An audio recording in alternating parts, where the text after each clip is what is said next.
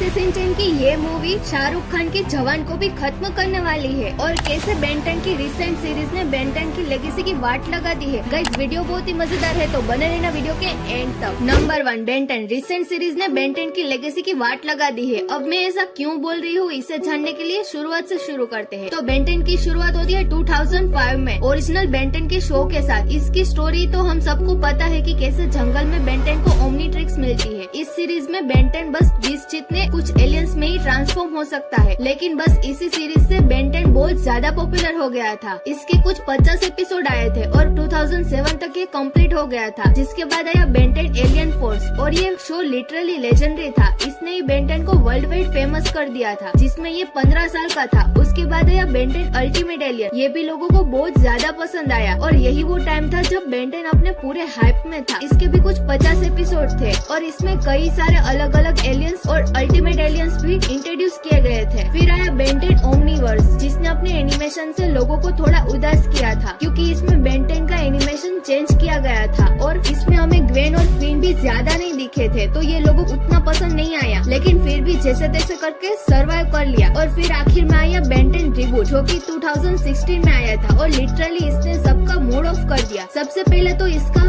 Animation बहुत बेकार था और इसमें बेन 10 को एक पूरा कार्टून और बच्चों जैसा बना दिया गया था। बेन 10 के कैरेक्टर में जो मजा था वो इस वाले बेन 10 में नहीं था और इसी वजह से उसे काफी ट्रोल भी किया गया और ये लिटरली बेन 10 की लेगेसी का फेलियर था। और इसके बाद कोई भी सीरीज नहीं आई, जो कि आज और भी सैड बात है। Number 2, Shinchan. ये इंडिया का सबसे पॉपुलर कार्टून में से एक है। 1919 में इसका मांगा निकला था और ये इतना ज्यादा पॉपुलर हुआ कि 2 साल के अंदर ही इसका एनिमेटेड शो शुरू हो गया था। शुरुआत में इसका एनिमेशन उतना भी ज्यादा अच्छा नहीं था, लेकिन उसे इंडिया में फिर भी एयर किया गया। इन 2 एपिसोड्स को आपने देखा ही होगा। 1982 से लेकर 1994 तक ये एपिसोड इंडिया में बिल्कुल अनसेंसर्ड तरीके से लॉन्च किए गए थे, लेकिन फिर इस पर बैन लगा दिया गया। लेकिन फिर इसी के बीच एनिमेशन को काफी ज्यादा इम्प्रूव किया गया था। 1998 तक इसका एनिमेशन इम्प्रूव हो गया कि हम टीवी पर देख सके। इसके एनिमेशन को बहुत अच्छा बना दिया गया था। अब जो टीवी पर एपिसोड्स आते हैं वो मोस्टली यही वाले एपिसोड्स होते हैं, जो कि 2005 के बीच लॉन्च हुए थे, जिनके एनिमेशन बहुत ज्यादा अच्छा है और इन्हें काफी अच्छा सेंसर भी किया जाता है। और अगर आप बात करें तो शिनचैन के एनिमेशन की तो काफी ज्यादा इम्प्रूव कर लिया है। एक 3D एनिमेटेड मूवी भी आई थी, जो कि अब तक शिनचैन की सबसे ज्यादा पैसे कमाने वाली मूवी है, जो कि जल्दी इंडिया में भी रिलीज हो जाएगी और शायद ये कितने ही रिकॉर्ड तोड़ ले। वैसे इस बीच शिनचैन की कई सारी मूवीज भी रिलीज हुई है, लेकिन उनकी एनिमेशन में ज्यादा बड़ा डिफरेंस नहीं था। वो नॉर्मल 2005 के बाद वाली सीरीज जितना ही अच्छा था। Number 3, Spiderman. इस सुपर हीरो का नाम कौन नहीं जानता। अगर आप इस कैरेक्टर के इवोल्यूशन की बात करें तो कॉमिक बुक एरा में जाना पड़ेगा और बहुत सारा डिटेल हो जाएगा, तो इसलिए इस वीडियो में हम स्पाइडरमैन एनिमेटेड सीरीज की बात करेंगे। इसकी शुरुआत 1986 में स्पाइडरमैन से हुई थी, तो जाहिर सी बात है उस टाइम के शूट के वजह से उसकी एनिमेशन बहुत ज्यादा बेकार थी और उसमें कोई खास स्टोरी लाइन भी नहीं थी और उतने सारे कैरेक्टर्स भी नहीं थे। फिर स्किप करके 1981 में आता है, फिर से आया स्पाइडरमैन शो, जिसमें पहले वाले स्पाइडरमैन के मुकाबले